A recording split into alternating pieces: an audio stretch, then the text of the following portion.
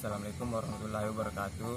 Perkenalkan, nama saya Andi Taufik Rahman, NIM 90301118101. Saya mahasiswa dari UIN Alauddin Makassar, jurusan Ilmu Ekonomi. Mohon maaf sebelumnya, video kali ini saya buat di tempat ya mungkin teman-teman sudah tahu lah. Dan kebetulan di video ini adalah tugas final saya dari mata kuliah Ilmu Ekonomi Syariah, dan saya juga butuh like dari teman-teman. Dan pada video kali ini saya akan menjelaskan sedikit tentang analisis permintaan. Tetap nonton video ini sampai selesai. Selamat mendengarkan. A. Pilihan konsumen. Pendekatan ISO maslahah. Terdapat dua pendekatan untuk mengetahui perilaku konsumen, yaitu pendekatan maslahah marginal dan pendekatan ISO maslahah.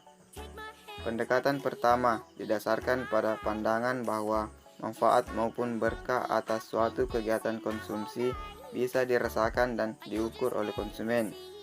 Sementara pendekatan kedua didasarkan pada pandangan bahwa maslahah, terutama berkah, hanya bisa dirasakan namun tidak bisa diukur seberapa besarnya.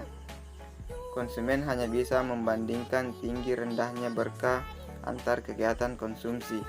Sebagai misal, ketika konsumen mengeluarkan belanja Rp5.000 untuk membeli sebungkus rokok, ia akan merasakan berkah yang lebih rendah daripada uang tersebut dibelanjakan untuk membeli 1 kaleng susu.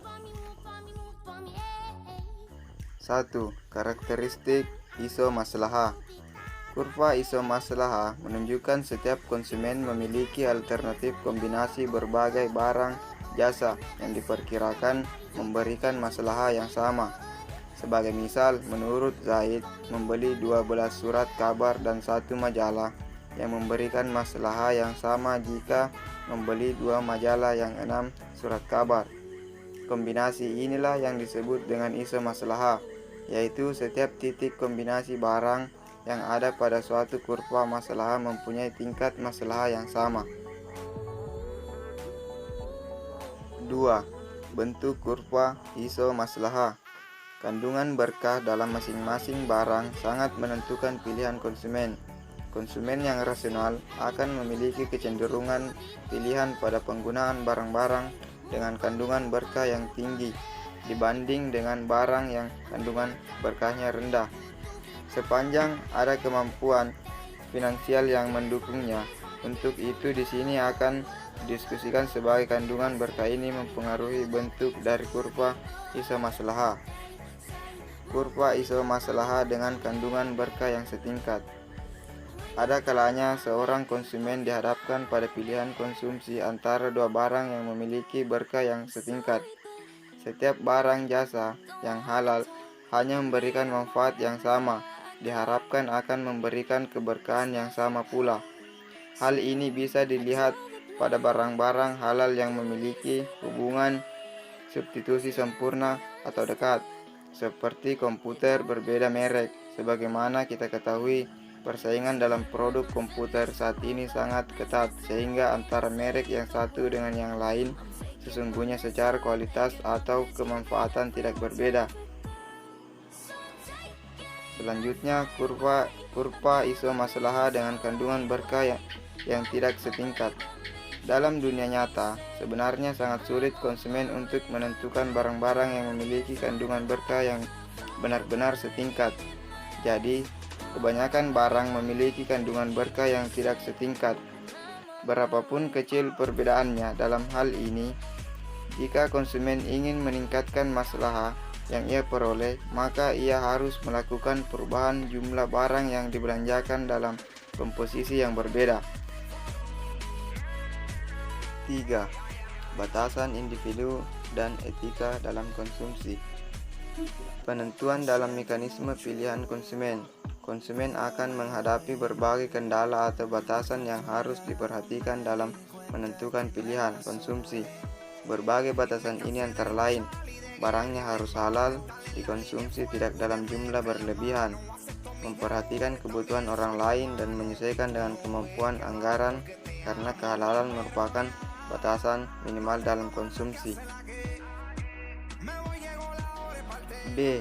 Efek substitusi dan efek pendapatan dari perubahan harga. Pada dasarnya, perubahan dapat diuraikan menjadi 3 hal, yaitu sebagai berikut. Yang pertama, efek pendapatan. Efek pendapatan adalah perubahan jumlah barang yang diminta sebagai akibat adanya perubahan pendapatan real konsumen. Pendapatan perubahan real bisa terjadi karena adanya perubahan suatu harga barang maupun perubahan pendapatan nasional yang diterima. Misalnya terjadi kenaikan harga barang X, sedangkan harga barang lain tidak berubah, maka konsumen memiliki kemampuan untuk membeli barang dalam jumlah yang besar. 2. Efek substitusi.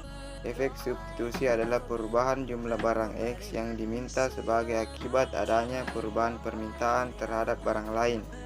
Sebagai misal, jika harga barang X, maka konsumen akan menambah konsumsi barang X dengan menurunkan konsumsi terhadap barang lainnya. C. Elastisitas permintaan konsumen Islami. Elastisitas permintaan konsumen Islami diartikan adalah sebagai nilai elastisitas yang dipunyai oleh konsumen yang memperdulikan masalah.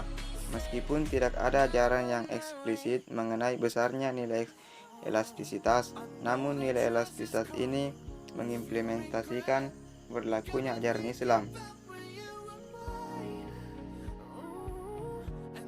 Kesimpulan, dari hasil pemaparan di atas dapat disimpulkan tidak semua masalah bagi konsumen bisa diukur. Namun konsumen bisa merasakan tinggi rendahnya masalah yang diterima. Oleh karena itu, pengukuran masalah dapat dilakukan secara ordinal. Kurva ISO masalah menunjukkan kombinasi 2 barang jasa yang memberikan masalah yang sama. Untuk itu, setiap konsumen memiliki alternatif kombinasi berbagai barang dan jasa yang diperkirakan memberikan masalah yang sama. Dan yang terakhir adalah konsumen muslim dalam mengkonsumsi barang selalu memilih kandungan masalah dan berkah yang lebih tinggi dari barang lain, walaupun barang lain itu harganya lebih murah dibandingkan dengan harga barang yang mengandung masalah lebih besar. Itulah tadi penjelasan dari materi analisis permintaan. Lebih dan kurangnya mohon dimaafkan. Wabillahi taufiq wal hidayah. Assalamualaikum warahmatullahi wabarakatuh.